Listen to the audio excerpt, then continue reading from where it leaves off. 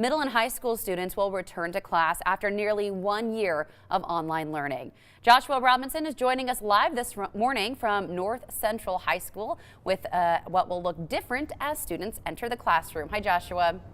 Hey, good morning, Jen. Yeah, so much excitement surrounding the return of students this morning. And of course, that means the drivers that are in the area need to be aware that these are now active school zones. So we want to start off by giving you some times that you need to know this morning, starting with middle schools, which will start at 9 a.m. and then will end at 2:55 p.m. for Spokane Public School students. High school will begin at 8 a.m. and will end at 1:55 p.m. Now, as students, of course, enter school today, things are going to look very different in their classrooms compared to what it was like the last time they were in the classroom. Classes will also be set up to support social distancing.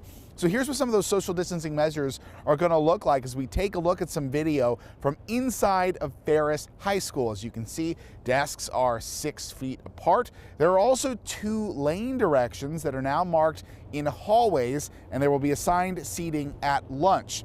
Students will also be required to perform health checks each morning that they go to school, at least 30 minutes before they enter the building. Students and staff will wear masks all day long. Disposable masks will be provided for anyone who doesn't have a mask. Now, those students will also be encouraged to wash their hands frequently.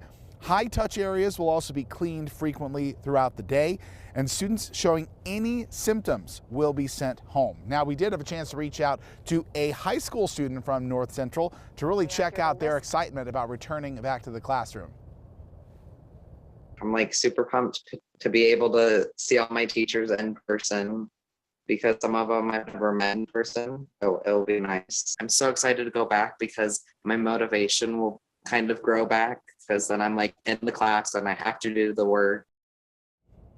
And that is an excitement that we do expect to see throughout the morning here. A little bit early here right now in our 5 o'clock hour, of course, but it is something we expect to see within the next few hours. Something we're also going to be keeping our eye on is how those health checks maybe slow the progress of anyone trying to get into the building. Something a lot of people watching at home might want to see so they know how early of a start they should get for the next few days getting back into the flow of being here at school. So keep your eyes here on Up with Krem. We'll show you what it's like here throughout the morning. Of course, coming up at 8 o'clock on the CW22, as we mentioned, I will be talking to North Central's principal, Steve Fisk, about students returning to the classroom. But for right now, I'll send it back to you, Jen. All right, Joshua, thank you. Well, this morning, students in the Central Valley School District are also heading back to class, and that's where we find Dana Marie McNichol. She joins us live from Selkirk Middle School. Hi, Dana Marie. Hi, good morning, Jen. Well, obviously at the 5 o'clock hour, it's very quiet here.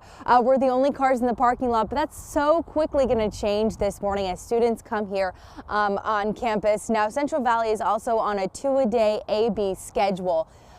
Spokane Public School District does have a district-wide schedule, but the Central Valley School District principals say that they can create their own schedule as well. So here's what they're looking at.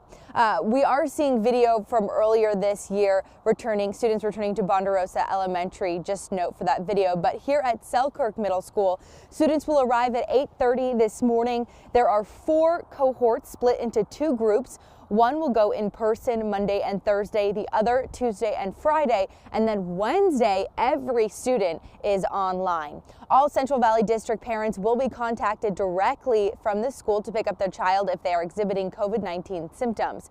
Parents will also be notified when a student in their class has COVID-19 and is being tested. They will also be notified if their child has been in close contact with a student who has COVID or is being tested. They will ask to be quarantined at home if necessary. Now, coming up at 6:30, I'm going to be speaking live here at Selkirk Middle School with the principal. So if you have any questions, let me know. Text me 509-448-2000 and I'll be able to ask them personally here at 6:30. Reporting live, I'm Dana Marie McNichol.